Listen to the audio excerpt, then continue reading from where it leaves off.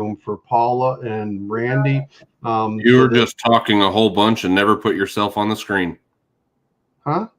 You were never on the screen the whole after the thing started until just now. All right, so that's why Rick is here, because he's the one that does the production. So Jake, how are you, sir? Good to see you in here. So we got Randy and Paula who are starting this back and forth every week, and good. I'm gonna have to create like a timeout room for you two, so that when you start your silliness, then I'm gonna put you in timeout. And but appreciate you being here. So we don't have really an agenda tonight, but we got a lot to talk about. Stuff that's going around, stuff that's coming up, stuff that's going on, and hopefully it'll be new information for you. If not, maybe you'll learn something. But should be fun. It's just kind of every week I kind of come up with a list of topics that we're going to chat about, and generally it comes from what if we've got somebody that's coming on, then we'll chat with them, kind of come up with a list of topics. If not, then it's generally kind of surrounds things that's going on around here. So let's do roll call. So Paula was in here. So Paula checked in like 15 minutes early, Randy, just to get the start on you. So she was in here first. Paula gets that award this week. Followed by Missouri Outlaw Randy, and then we got Jake from Nunya, Texas on the back 20. Good to see you in here, sir. Thanks for visiting. Then we got the other half of White Shoulders, Boar Goats, and Farmstead. Shannon is joining us. That's Missouri Outlaw Randy's wife. And Rick, Twin Brook Acres, glad to have you here, sir. And Miller, welcome. Glad to have you in here. Jesus is Lord. Hello, howdy, neighbor. So Jesus is Lord, you're experiencing this sweltering heat. It's supposed to be heat index tomorrow of 105, although the actual thermometer is only going to read like 95, humidity wise 105. So that is like dangerous. That's dangerous territory there. See, Randy says, Rick, make me blue so I can keep her in check. Paula, and he eggs on the banter. Yep, you two are like, I'm gonna put you in timeout. So welcome. Glad to have you all here tonight. So we got some news this week. We've kind of talked about having, our hogs. We had the 2 hogs that we had got specifically for raising out and processing. The kids started showing them in the fall, both Littlest of the Ricks and Madeline went to a few shows with some friends of ours, and we're showing those in the fall. And but the end result, they were both culls from the breeder's herd, and the end game to those 2 hogs were to ultimately get them processed. So one of them has gone. So probably been 3 weeks ago, we sent our two cull goats for the year. So 2 breeding Kikos that we were culling from our herd this year. And then our 1 hog, the one named Sucklefoot, and both of them went, and we just got them back this week. And I just wanted to kind of go over some of those numbers with you, and because I'm not sure, a lot of folks when I've talked to them online or chatted with them or emailed with them, they're always of the impression that you save a whole ton of money by raising out your own meat. And you may, but it really depends on how you raise them out, how you process them. If you go like we did, raising them on store-bought feed and paying to have them processed, then I'm not sure there's a whole ton of savings. I'm going to go over what I mean by that in a second. And I'd love to hear all of your input on this. I gotta put a stop to this. So Randy's saying I have figured out what to use my tire thumper on. Well, you need to go visit with with Kyle and Paula, Randy, next time you're in Missouri. And she would thump you right back. I don't have a doubt in my mind that you would be thumped on if you tried to thump on her with your thumper. Now, if you don't know what I'm talking about, I made on my lathe for Randy he's a truck driver, so he wanted a tire thumper, and I made him a little brief, quick project on my lathe and sent it to him. And now he's always threatening people with his tire thumper. And so yeah, I'm gonna. That's 2 strikes for you just tonight, Randy. All right. So who else we got in here? We got Paul Vines. Welcome. I think Paul, you're new to our live. I appreciate you stopping in, sir. Glad to have you. Fordman, aka Kenneth Oakes. Appreciate you sharing it out, Kenneth. Who else? So I think I've got everybody in here so far. We got 11 folks in the live. So back to the hogs. Rick's in here, I promise he is. I think he's doing something else though. So back to the hogs. So we raised those. The one when we took him, he's about 375 pounds. We got him as a piglet, and he was about 20 pounds when we got him. Now we paid $100 for this piglet. Actually bought 2 of them out of the same litter. One of them we still have. He's going to be going to the processor probably within the next week to 2, and I'll explain kind of what I think we're going to be doing with that. But it's all kind of boiling down to kind of the whole homesteading mindset and how you can use what you do in a homestead setting to really make it work for you and not have to exchange tons and tons of money. I'm going to get to what I'm talking about there in a moment. So let's get back to the hog. So we raised him out. We got him about 20 pounds, paid $100 for him, and raised him out to about 375 or so. Yeah, it was about 375 pounds when we took him. And we ended up hanging weight on that. Hanging weight minus the head, minus the skin, minus the organs was about 235 pounds. Of that 235 pounds, we had 60 pounds of that meat cured. That was the bacon cut. That was the bacon cuts as well as the hams. Now you get 2 hams on a pig. We had those cut in half. And in one case, I think that they actually had it cut into thirds. So we got 3 hams out of that one cut on the one side because they were very large cuts. 40 pounds of sausage. So that's just pork sausage. And 21 pounds of chops, and then we got about 30 pounds. It doesn't have a weight on. I'm just guessing by the size of the package. We have them save all the pork fat that did not go back in to the sausage, either for the goats or for the pig. Total processing cost for all of that. So this was the processing or the kill charge for the pig, processing charge to have the hog processed into parts, cured. Meat 60 pounds, 40 pounds of sausage, 21 pounds of chops, total cost for the hog $427 out the door. So that sounds really great. Net out, that's about about $1.81 a pound. Average price at Walmart. Now this isn't scientific by any stretch. I went on to Walmart, for example, and I started looking at the price of their pork right now as we're sitting here. And my best guess would be about $4.37 a pound. I don't know. I'm kind of curious what you all are getting in your areas. What are you paying for pork right now? Is that comparable to that? Let me catch up on the comments here. Right Family Homestead, welcome. Glad to have you in here. So glad to have you.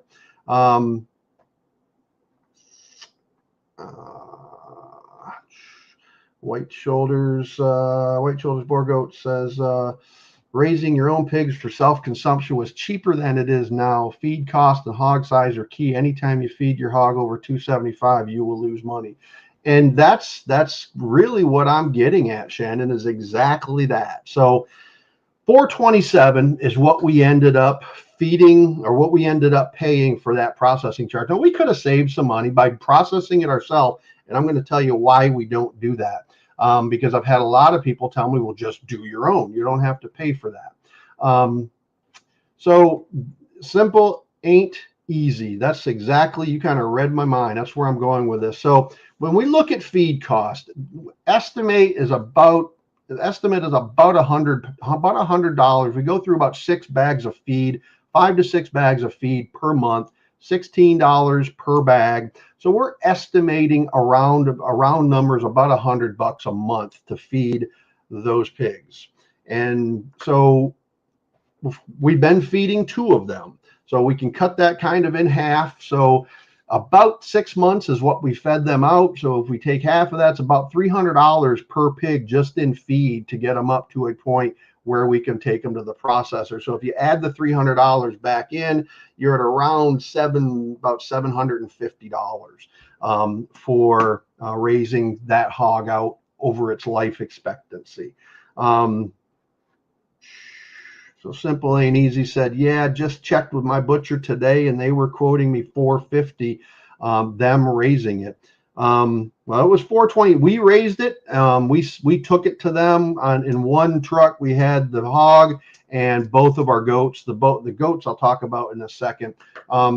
We don't have the special cures, the special cuts or anything. Those are just ground into into goat meat.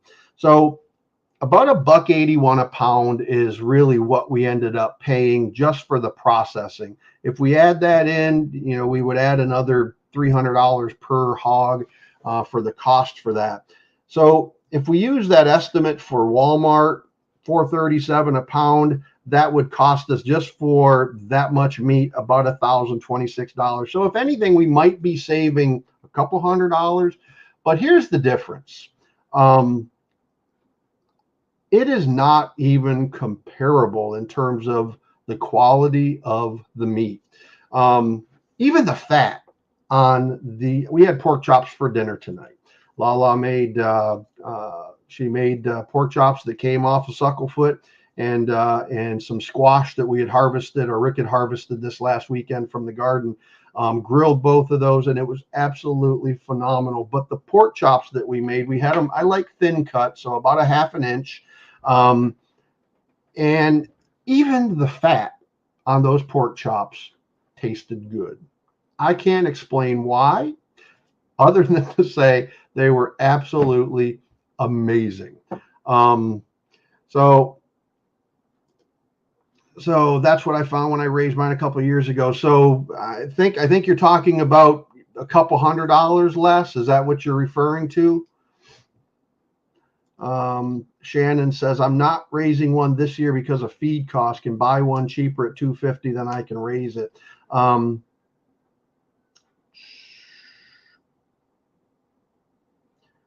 Yeah, Twin Brook Acres, those pork chops look delicious. So LaLa, before she even took a bite, or she cut it and then took a bite, posted it on our Facebook page, and they were just absolutely amazing. So it begs the question, and we've been asked, well, why don't you process it yourself? And, I know, I'm supposed to be the big bad farmer and, I can raise the animal and kill the animal, process the animal. And I've done that. I've done that with deer when I was growing up. I don't have to do that. We take it to the processor. I like what I get back from the processor, which is clean cuts of meat that are cut on a bandsaw, that are then packaged and shrink wrapped and labeled as to what they are. And there's professionals that are processing that meat into the cuts that I want. For example, when I process a chicken, I could quarter that chicken, but it's not going to look as good as it does coming from, a store-bought chicken. I get the job done, but it doesn't look good. I'm kind of a nerd on wanting things to look good and be organized. That's probably my pitfall. So we take it to the processor. If I had to, if it were to hit the fan and I had to process our own food, I don't have a doubt in my mind we could do that. We've got the tools. We don't have the mechanical tools like the bandsaw and stuff like that for meat, but we could. I don't have shrink wrap, so I'd wrap it in paper, which I've had bad experiences with meat wrapped in paper. It burns if you keep it too long. So that's just my preferences. Yeah, a lot of the meat that we have in our refrigerator, or the freezer, you can keep shrink wrap stuff for well over a year, but you start putting wrapped paper meat. The only time Chelsea ever wraps meat and then puts it in the freezer, if it's only going to be in there for like no more than a month. Anything over a month, it starts to get that grayish greeny color, and she refuses to eat it. Right. And I'd prefer not to eat it, but she won't cook it. So, and the last thing we want to do is throw away meat. So White Shoulders Borgo said last year I paid $160 for processing. So we paid just for the processing, Shannon, $325. So twice what you're describing there. All the other costs that are built into that $427 are for the special processing. So curing the meat, 60 pounds of cured meat. So it's a smoked cured ham, 60 pounds or 40 pounds of ground sausage, 21 pounds of thin cut pork chops. So that's the extra cost is associated with those extra cuts that we had them process by direction. So that's also what took so long. It would have still been a decent amount of money. Then we get to the goats, and we processed 2 goats this year, and the processing on the goat was $125 per goat. And from that, I don't think they didn't list the number of pounds on the goats, but typically on our goats, we end up with about 80 pounds of meat per goat because these were full adult breeding does. And that we had culled. One of them just is a horrible mother, and the other one has an horrible udder attachment. So both of them got culled out of the herd this year. One of them was bulk cuts that got then ground, and the other was bulk cuts like for chunks for curries and roasting and things like that. We've still got some good whole parts in the freezer from the ones that we did 6-7 months or so ago. So that's total cost. So on 2 goats, 1 ground, 1 chunked, and 235 pounds of pork, 60 pounds cured, 40 pounds sausage, 21 pounds of chops, and all of the pork fat saved. Total processing charge on it was $677. And yeah, we didn't get a lot of bacon this year because of the quality of food that we were feeding the pigs.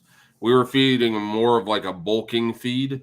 Now pork chop, the one that's about to be going, him on the other hand, he has been on grow out feed for much longer than Sucklefoot ever was. And you can definitely tell by looking at him, he's gonna give us a lot of bacon for sure. So Dad, you want to go ahead and share your story? Share the story? Yeah, I will in a moment. So let's talk about let me do that. So those of you that follow us on Facebook, and I think I talked about it last year, we come around with YouTube we come around on Facebook, I'm sorry, each year around Memorial Day.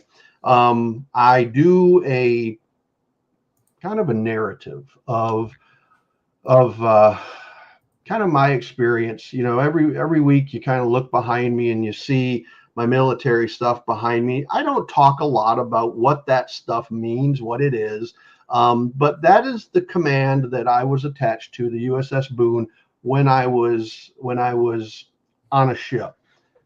This one is from Navy Recruiting Station in Jacksonville, where I was stationed after the ship. And that one up there is a ship's plaque that was on the quarterdeck of the USS Boone when it was commissioned. So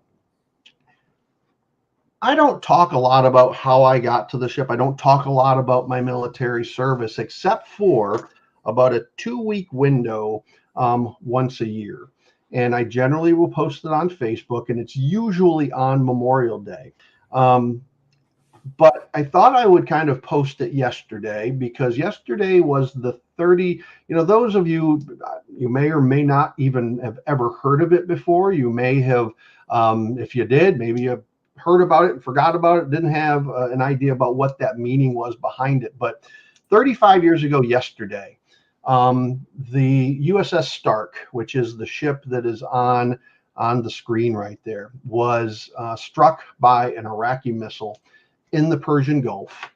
And my best friend at the time, IC3 Jim Dunlap, who was on the previous screen, was killed. So I can honestly say this with complete. I'm gonna tear up and start tear jerking here. It's hard for me to talk about. I met Jim literally as soon as I come out of high school. We went to, we were not in the same boot camp company together, but as soon as we finished boot camp in the fall of '85, I met Jim at our first A school. So you can kind of read along. This is the story. I'm going to give you the Reader's Digest version.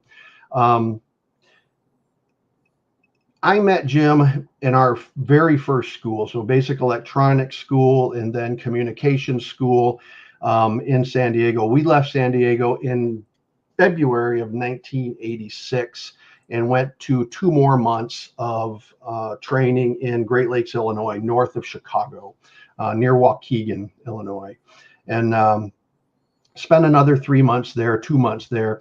So in around April of 1986, Jim and I, we were very competitive, and we got our orders. And because we were number 1 and 2 in our class, we got to choose how we were going to, the ships that we were going to go to. So they gave us 2 options, the USS Boone, which is the ship on this plaque right here, and the USS Stark.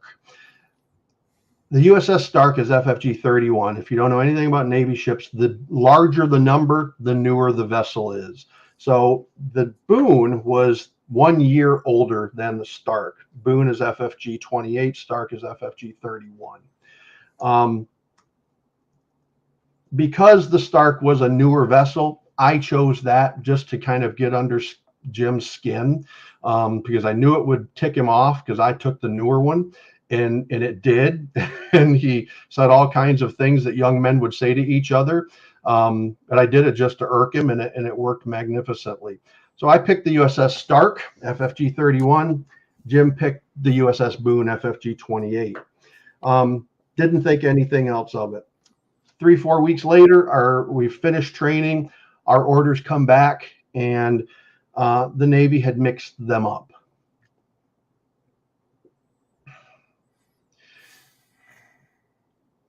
Am I on the screen or am I just talking, Rick? You're on screen. I can't see me. You're not on screen. You're talking. Oh, okay. So 3-4 weeks later, we got the orders back. The Navy had mixed them up.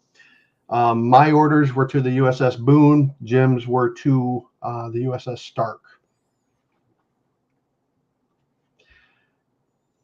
Shortly thereafter, I don't know, several months later, it was the next spring, Jim came to visit me on Boone. They were getting ready to go on deployment.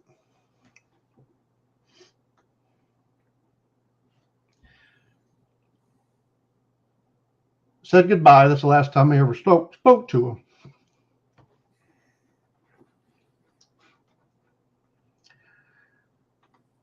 On May 17th of 87, woke up in the morning, turned on the news,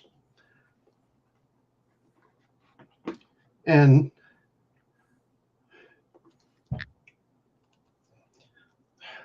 the lead story was on the USS Boone being attacked in the Persian Gulf.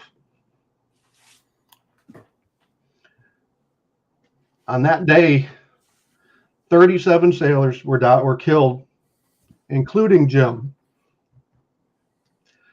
21 were injured. And I wasn't really able to say goodbye to Jim until just a few years ago. I actually took a special trip to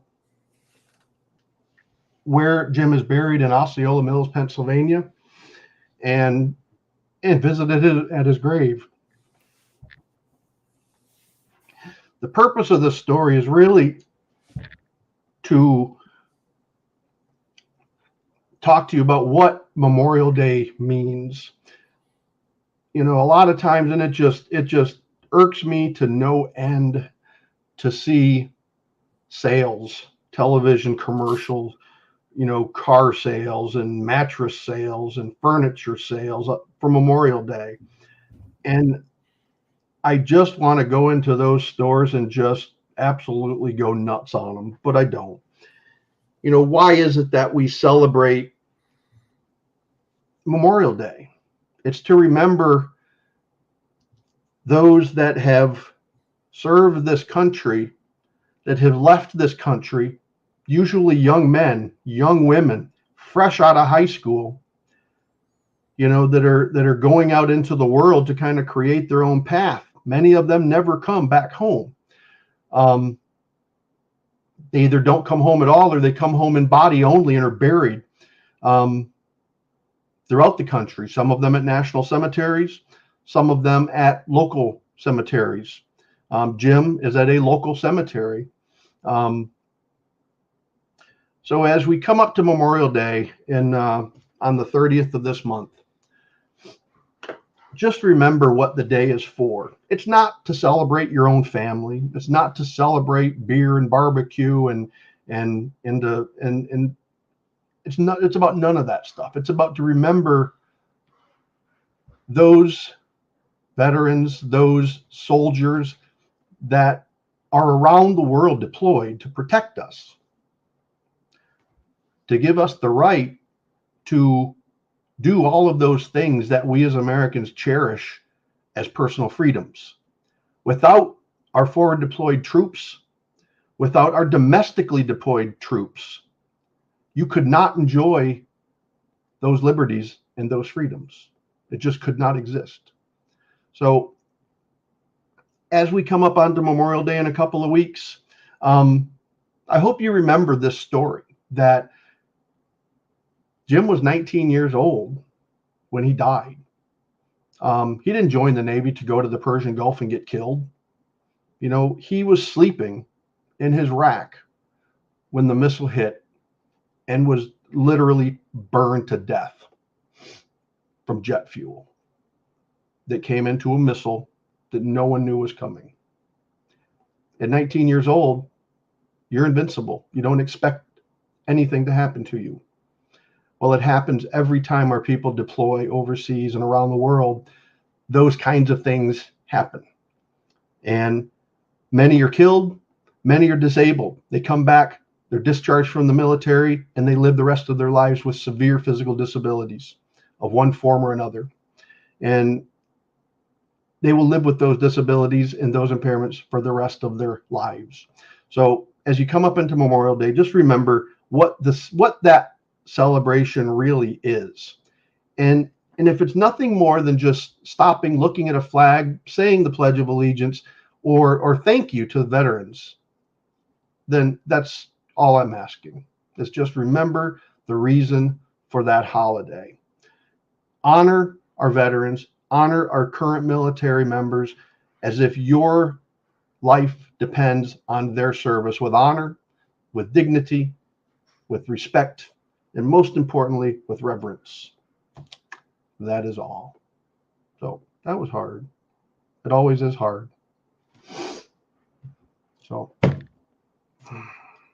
I hate to be the bummer, you know, kind of bring everybody down, but you know, that is something that I've been doing for ever since I got on Facebook. I don't know how old Facebook is. I don't know how long it's been around, but every year, either for, I usually do it on Memorial Day, but this year, because it's a kind of a special remembrance of the attack on the Start,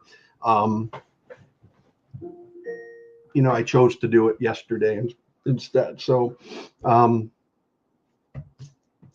thank you for listening to me, if nothing else. So let me look at some of the comments here. Thank you for your encouragement, Paula.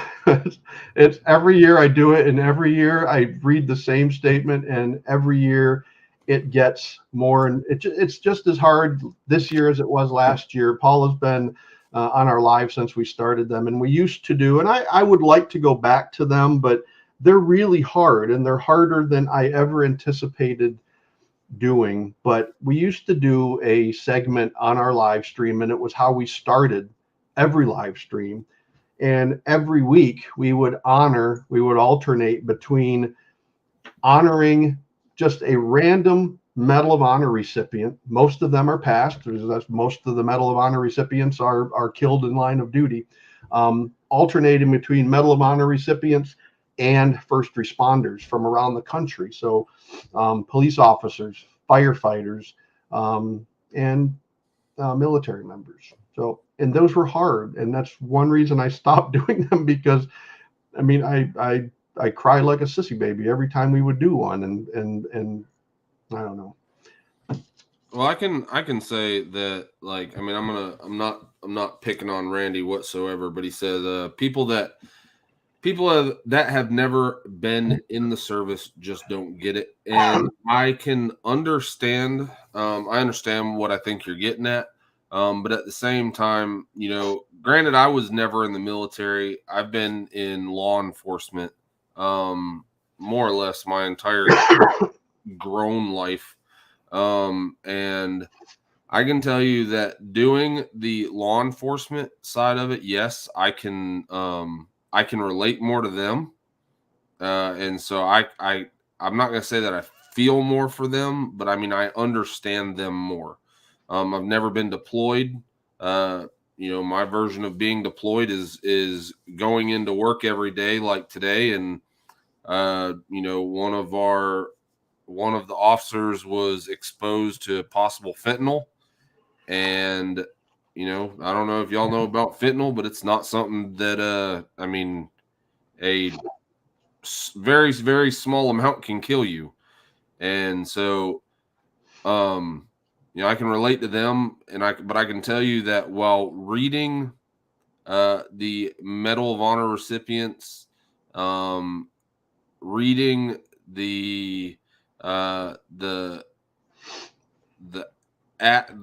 just the heroic acts of first responders, whether it was firefighters, or law enforcement officers, policemen, or even just in general, like EMS, even reading some of those, I can just, it's just as difficult to do the first responders as it is the military, and it's really not getting it.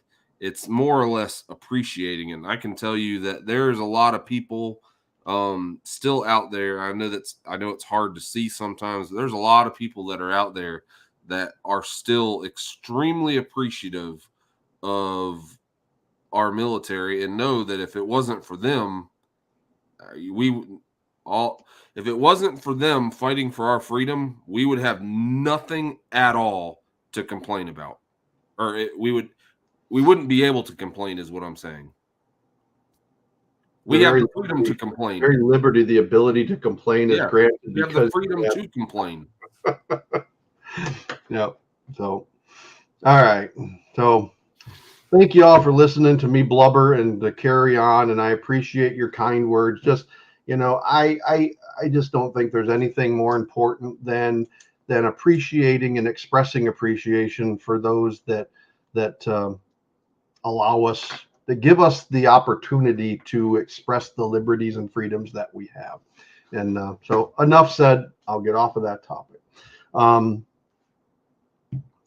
So when we were chatting about the pigs, so this is, something that's kind of come up in the process of raising our pigs. And we've got, is the topic of bartering. And I know we've kind of chatted about this. And I think I'm probably going to do a video on this, or maybe Rick and I both will kind of jointly do a video in terms of how we have kind of engaged in some bartering deals to kind of get what we need to get done, or to carry out our homesteading goals without ever having to change hands with money. So, one of them is, a few weeks back, it's been probably 3 weeks ago. I'm back in the workshop and I'm working, and I see Rick pull up with his truck, and then he runs up to the front barn where LaLa's got one of our open bed trailer parked, and he hooks up the trailer and he takes off out the front gate with it. I'm thinking to myself, well, that's odd. I wonder where he's going with that. And so he comes back probably 30 minutes later, and the trailer is filled. Half the trailer is filled from front to about halfway back. And this is what, a 18-foot trailer, Rick? An 18-foot trailer. So it's an 18-foot trailer, and it's filled from front to about halfway back of these black garbage bags. I mean, full size contractor garbage bags. Yeah, big garbage bags. And I'm like, what in the world? What in the world he's got? And what my son did is he went out, and we don't have hardwood trees on our property, so leaf mulch, which in much of the country is not a hard thing to go by or to come by. In fact, many people break it up, bag it, and throw it away. I wish we could get our hands on some hardwood leaf mulch. Oaks are very popular in Florida, but on our property, we don't have a whole lot of oak trees. And the ones that we do are so scattered around that to go out and rake them up, we just kind of leave it in place because there's a very small number. So, well, they're really the oak trees that we do have. One, are not near as mature as what you need, and the ones that are accessible are very young. Right. The oak trees that are mature enough to where we could gather, I'm talking mature enough, like 25, 30 foot, 40 foot. Those are in the middle of the most grown up part of our property, and so it's impossible unless you're gonna sift through brush in order to weed out, or in order to rake up leaves, and you just can't do that. Right. So I asked him, I said, what's in the bags? And what he had done is one of his neighbors, or one of Madeline's friends, I guess it's not a neighbor, it's an acquaintance, Madeline's friend's father had been bagging their leaves and they were just going to burn them into a pile. And Rick said, hey, can we get them? Can we get them? He said, well, would you like me to bag them for you? He said, absolutely, if you'll bag them. So Rick traded, I don't know how many squash and zucchini for, I don't know, probably 20 bags of really. It was exactly 20 bags. Huh? Exactly 20 bags. And I told him, because he was like, well, I'm not going to bag them up. And I said, well, what if I give you some zucchini and squash? And he's like, yeah, I'll bag them for some zucchini and squash. So we took him some zucchini, took him some squash, and not only was this wasn't just raked up, this was all mulched. So it is really fine oak leaf mulch. And so he brought it, and we cleared a couple of the beds and dumped a couple of those bags onto it. And we're going to give it a few weeks, and then we should be able to plant right into that to kind of replant, because a lot of the things we're starting to pull up now because they're starting to bolt on us because of the heat. So that's kind of the first thing. And then, probably 2 months ago, we were approached. Now, where Sucklefoot and Pork Chop came from, those are the two pigs that we've been raising out for about 6 months. Sucklefoot was the hog I was talking to you a little bit about earlier. That's a breeder. Now, he raises show quality hogs and then sells those for use on the show circuit. Well, anyone that knows anything about breeding knows that every animal that is bred or all the offspring from a breeding program, not all of them are going to be show quality. Some of them, there's always going to be culls. Culls are animals that, whatever your goal is with livestock, in our case, it's genetic viability. We're looking for certain characteristics in our goats. The ones that don't meet those characteristics get culled out. We're looking for certain characteristics. Well, they're looking for certain characteristics in the hogs that they breed in those offspring in terms of show quality. So, they're essentially measured by how well do the offspring that you're selling me as a show quality hog, how well do they ultimately perform on the show circuit? So we got with them and we said, well, what if we just bought your culls? And that's essentially where Pork Chop and Sucklefoot came from, is they were two culls that were not show quality, but still good hogs nonetheless. And in fact, just to kind of get Madeline and Rick Isaac's feet wet, Rick and Chelsea actually took them onto the show circuit for how many shows, Rick? 3? Yeah, I think we did a total of it was kind of mismatched. Like, all the kids didn't. I think Rick and Madeline showed at all the same shows, and I think they showed at 3. Rick Isaac was actually totally able to show in 2, because one of them, he had not worked with his pig enough, and it bolted on him, and just like we had to catch it, and that was a whole nother thing. And then Patrick actually did 1 show, and he was just, he's 4, and so he really doesn't. I think at the time he was actually 3. And so he's a 3-year-old that really doesn't go out work with a hog. Didn't have a lot of he didn't concentrate on it. And so he only showed 1, more or less. He got annihilated, but he absolutely had a great time going out and trying. That was fun. Just to have the kids around the animals and have them working with them and not being afraid of them. I mean, there is just so much life value and skill in that. It's just no other experience like that. How's it going, Pathways? Hey, Vineyard Chicks, I'm sure you noticed. I'm sporting it tonight. So, with respect to those hogs, so we got thinking, and we developed a good relation. We've been friends with them for several years, because LaLa has been in the 4-H leadership program, where LaLa has done goats, and they have done the hogs part of our local 4-H chapter for many years. So we were approached by them. They're trying to expand their breeding program. They want to kind of move into a different piece of land. Land prices right now are absolutely insane, and even rural areas that are undeveloped are just absolutely crazy. The price that they're getting for undeveloped land right now. I'll be honest with you, Dad. In Florida, there's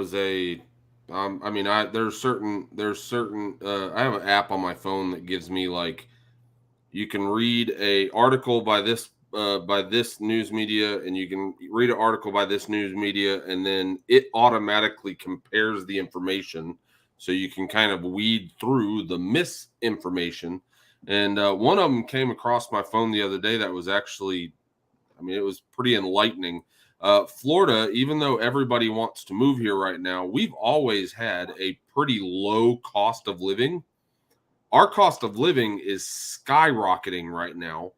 And in this article, it actually goes in depth of where. Now, granted, if you know anything about Florida whatsoever, you got Tampa, that's a large metropolitan area. Duval, Jacksonville, that's a large metropolitan area. Everybody loves the mouse until lately. That's Orlando, Kissimmee area. I'm boycotting Disney, so I wouldn't go there. But so you got Kissimmee or Orlando area. Those 3 sections of the state are growing very quickly. But something that people aren't even thinking about Baker County, which is where we're at, is it's growing way faster than what I would like, and way faster than what I'm sure a lot of other people in Baker County would like. But I can't tell you how many times I've gone into town at our Walmart, and these are people that are going grocery shopping. If they're going grocery shopping at Walmart, that means that they're close. I can't tell you how many Pennsylvania tags I've seen, Michigan tags I've seen, even Tennessee. Like Tennessee's like pretty rural, but Tennessee. The only thing I don't see here is Texas. Texas, they don't need to come here. they got a good thing going over there. They got a good thing going over there, as long as you don't live too far south. But no, it's crazy. And again, going back to the article. So with the article, it's actually saying in the article that the prices of rural land are actually more expensive than urban land, as long as you're not referring to like waterfront property.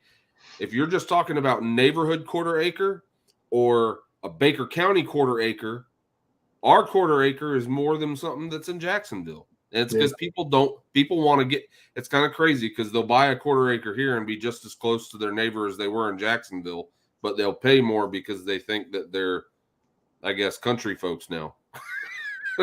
But, to get back to what I was talking about with the raw land. So our friend says, we would love to be able to buy our own property and because right now they've got, I want to say, 1.5 acres, 2 acres, and they've got their house on that, and then they've got their breeding program, pig breeding, hog breeding program on that land, and it's really congested, and they want to just move that onto something larger. So they approached us and said, what would you guys think of allowing us to lease a small area within your, when I say lease, I'm using that term loosely. It's technically a lease, but it's kind of a handshake lease. We've got a signed document, but there's nothing legalese about it.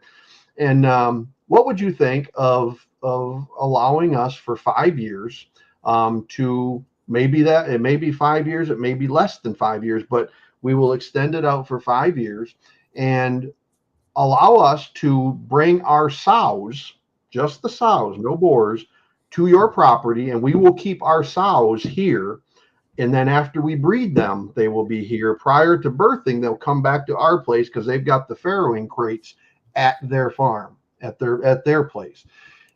And in exchange for that, they're building. We have no investment in it other than allowing them to use our land. And it's a small piece of land. How big would you say, Rick? Maybe 50 by 50? What it sits on? Yeah, probably 50 foot by 50 foot. No, it's no more than 40 foot by maybe 40 by 30. Right. So we basically allowed them to use this small little section of our farm on an area that we don't use anyway. And they are building a small sow barn. It'll have stalls for 3 sizes of sows, small, medium, and large. It's a fixed structure. They're building it out of 6x6s. And that will be a structure it's a permanent structure, but the lease will only be for 5 years. During that 5 years, their breeding program, we get our choice of culls, 2 pigs a year for 5 years. Our choice of the culls, not of their breeding ones. So the ones that they are considering culling, we will get our choice of which 2 we want. So that's 10 pigs for the next 5 years, over the next 5 years. And at the end of the 5-year lease, we keep the building.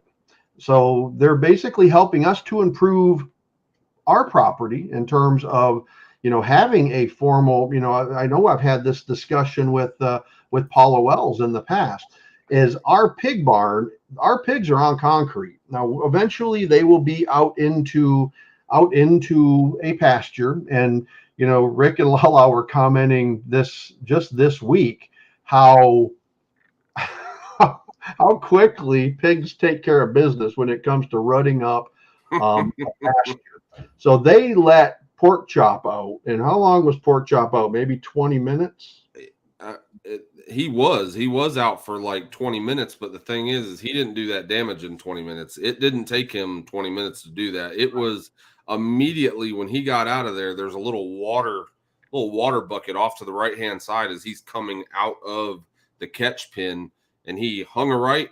He got a few drinks of water and then immediately just started bulldozing that dirt. And it was just, I mean, it's crazy how crazy strong they are. And then he went to the opposite side where you turn left coming out of the catch pen, and he dug a legit trench. That trench was 10 inches deep. Easy. Yeah, it was six to a foot the whole way through. So what we end up generally doing, or the kids do, this is not an adult job. This is what the kids have done. So we got this. They're very tame. So Pork Chop probably weighs. He's probably close to 400 pounds, and Madeline can walk him around like nothing. I mean, he is very gentle, and she guides him because he's been trained since he was 20 pounds big, how to walk this pig. So she can walk him all over the property. But when she walks him regularly, she gets good exercise. But when you let him go where he's got nothing to do but run around, holy crap, does he tear things up quick. It's amazing how much and how quickly he tore that up. It's unbelievable how strong. People don't appreciate how strong a hog is, but they will flat lay you out if you let them take control over you. There's no, if they're going to do what they're going to do, there's no stopping them. Especially once they get to his size. Now you can toss around a piglet, and then as soon as they get to be about 40 or 50 pounds, I mean it's not 40 or 50 pounds of fat. It is like a 40 to 50 pound pure muscle at that point. Right. And they're putting that on quickly. At 40 or 50 pounds, I'm 320 pounds, and I have no interest in holding on to a 50-pound pig. And then you start working your way into 100 pounds. At 150, 200 pounds, there ain't nothing that I can do at that point to keep that pig. I mean, it's best to. That's why it's really cool to see Madeline, who weighs not 100 pounds, like Papa said, literally walk around with nothing more than a stick that's 4 foot long with a little itty bitty tapered piece of leather on the end, and just tap, not even hit to where it hurts, but just tap the side of that pig's face. And it's pretty amazing. She steers him everywhere. It's pretty cool. Madeline has got him trained like it's nuts. Who else we got in here? So Pathway said our sow is getting close to 700. I can't even fathom, knowing how powerful Sucklefoot was and Pork Chop. I can't, and they're 375. I can't imagine 700 pounds. That's crazy. So Grayson Fire, Glenda, welcome. Glenda is the newest member of the Egghead, so welcome. She joined last week. I'm still trying to get the whole exclusive content thing going behind the scene. I've got several videos, but I haven't been able to put them up because of my getting that off my phone and onto the site. But be patient. Yeah, we didn't take into consideration how we could, because our plan is to go ahead and record or go live on our phones, and then from our phone immediately make that member only content. Papa found out we can't do that because YouTube Online does not support that yet. And so the only way that we can do that is by offloading that from our phone and then directly into our computer and then upload it. So it's a process. It's not a quick thing. So, and then the last thing with respect to this whole bartering issue, and this is something that we're working on right now, and I think is what with Pork Chop, who is the other hog that we still have, plus Madeline. So Madeline's got her hog out there now, but that's a little baby, and she bought him. That's going to be a show hog, and then he will be auctioned off. But other thing that we're doing now is we're probably going to be taking pork chop in pretty soon, and we're talking to another friend of ours who raises cattle and beef to trade our beef or our pork for his beef, and probably some of our goat kids, because he also raises Kikos. And so it's just, the whole bartering thing is really cool, but you've got to be able to think kind of outside of the box to be able to kind of discuss with people, not be afraid to ask people, hey, what would it take for me to get some of that? Would you be interested in this? So, we've traded leaf mulch for zucchini and squash. We've traded basically a building for 10 pigs over 5 years. And now we're trading beef and live goats, or pork and live goats, for grass-fed beef. You know what I think? You know what the coolest thing about bartering is? What? Completely bypassing inflation. Absolutely. So this is so visually impaired lathe and woodworker. So you missed my intro a little bit earlier. This is the husband of Grace and Fire, and he came on last week when we were talking about, or 2 weeks ago, I think it was, when we were talking, or maybe it was last week, we were talking about kind of the lathe work that I'm getting into, and so thank you for your service, sir. He is a veteran. I believe Glenda said Air Force veteran. I'm sorry if I'm wrong. I think it's Air Force. I'm pretty sure she said Air Force. Pretty sure. So thank you for your service, sir. And I have not had any new turning things this week, but I got some new pen blanks that I might be trying, and weekends get crazy busy for me. So I was telling LaLa that I've got now some folks on here on the channel that we can kind of thank you, Randy. I appreciate that, man. Randy, thank you, sir. And yeah, Grace and Fire, yes, Air Force. So okay, visually, perfect. Visually impaired lathe and woodworker was in the Air Force. So thank you very much, man, for your service. So we did. You have to go back and watch the beginning of this visually, or I'm going to call you Glenda's husband, because visually impaired lathe and woodworker is just too long. I'm going to call you Mr. Grayson Fire, because that's how she refers to you. So Mr. Grayson Fire, you need to go back and look at the beginning of this live, because I did a little tribute to Memorial Day and kind of what it means to me, and I think you'll appreciate it. So we got 2 minutes. I think we're kind of talked out. Appreciate you all coming in. Mr. Grayson Fire, I've been wood turning. I started wood turning when I was about 12 years old. Yeah. And then I did it until I graduated from high school. Put a stop to this madness. All right, you guys need to stop it. You need to stop. You need to stop now. Goodness gracious. You're giving him a reason to come and try to thump you, Paul. And Paul, you're in for a fight if you try to thump her, Randy.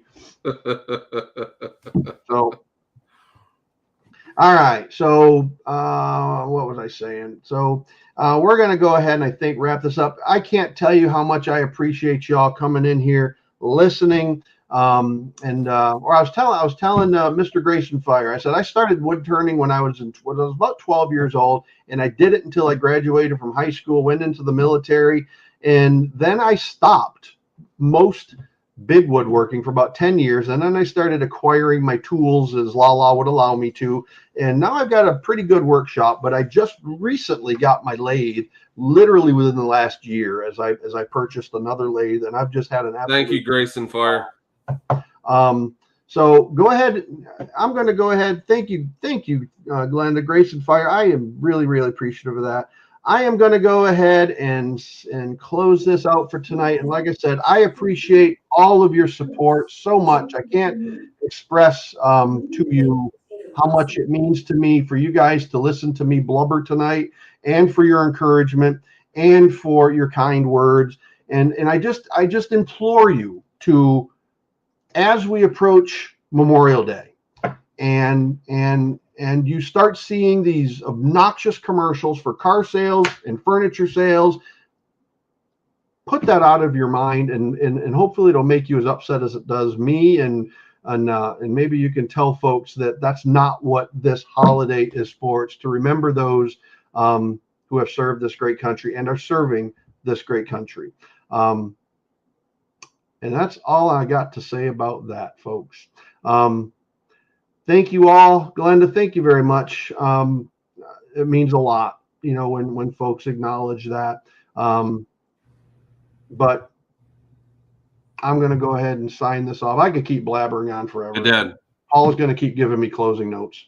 Alexa just told Rick Isaac to take a shower. But whenever Alexa tells Rick Isaac to take a shower, she also tells him a joke just to get him motivated, right? All right. What's the joke? Why did the potato cross the road? Why? To get to the other chives. On that note, we're going to go ahead and sign off, folks. Always remember, treat others as you would like to be treated. LaLa Farm, out. Night, guys. Good night.